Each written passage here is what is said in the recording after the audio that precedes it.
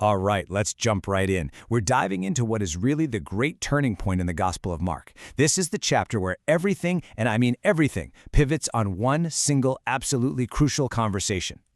And that question right there, that's really the heart of it all. This entire chapter is built around this exact tension. We're about to see the disciples finally get the answer right about who Jesus is, only for that answer to unlock a door to a reality they are just completely unprepared for. So you have to understand, the first half of Mark's story has been like this long, slow drum roll, constantly building, relentlessly driving towards one single pivotal question. Everything Jesus has done up to this point has been a clue. I mean, think about it. He's shown authority over sickness, over demons, over the laws of nature, and yeah, even over death itself.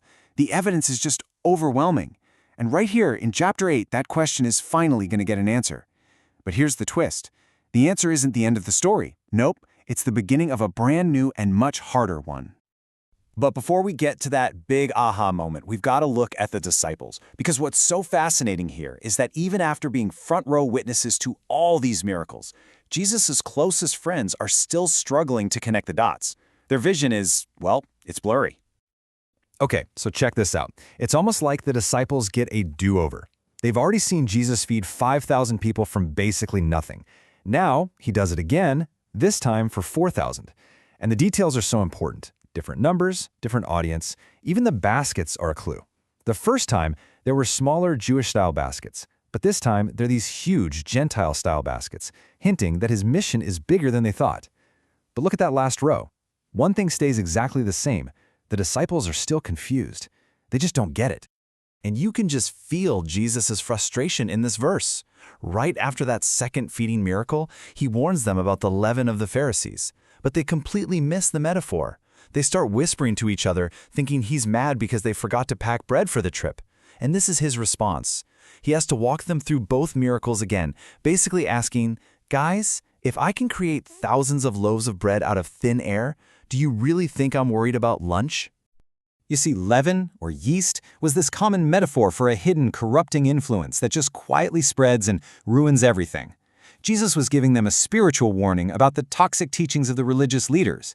But the disciples, they were so stuck on the physical world, they missed it entirely. It's just another symptom of that blurry vision. And this is where Mark's storytelling is just genius.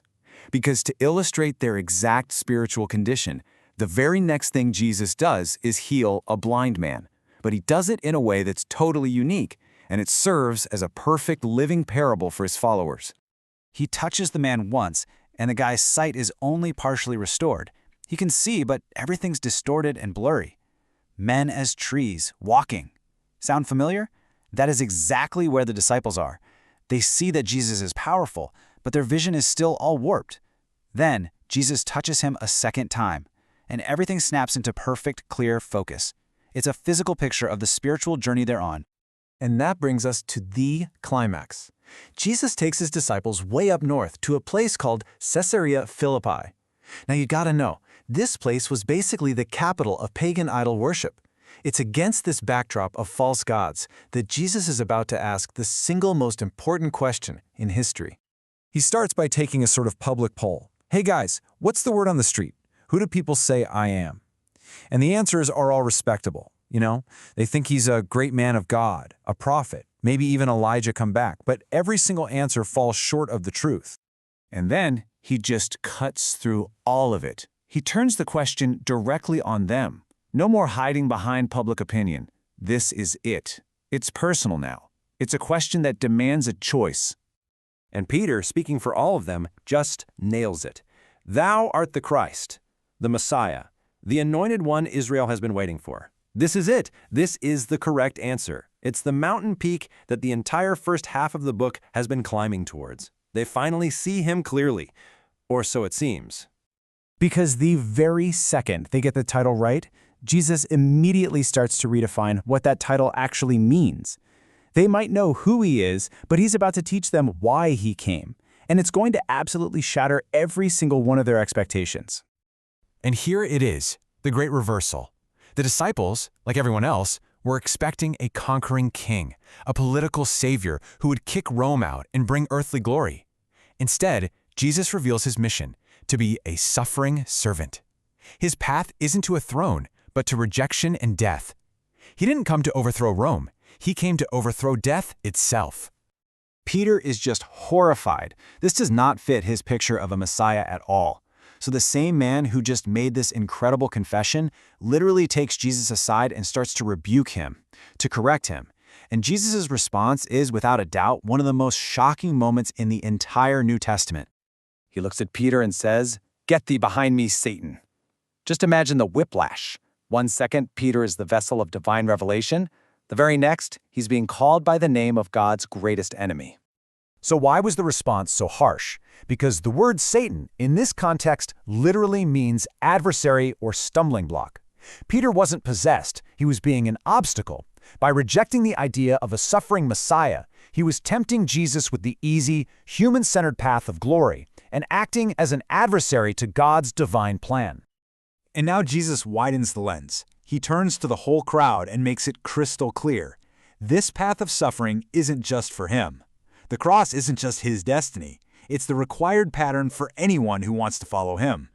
He lays out 3 non-negotiable conditions. First, you have to deny yourself, a total rejection of your own agenda. Second, take up your cross.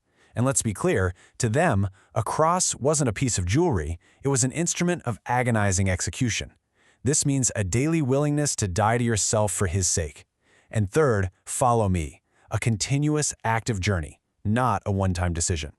And this all boils down to the great paradox of the Christian faith. If you spend your life trying to save it, your comfort, your reputation, your ambitions, you'll end up losing the only life that actually matters.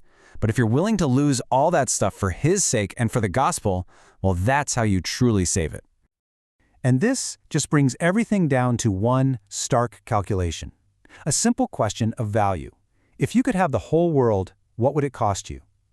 Jesus says the price is the one thing you can't afford to pay, your soul. And so, the chapter leaves us with that, this ultimate, profound question. After revealing who he is and the terrible, glorious cost of his mission, Jesus turns it right back on us.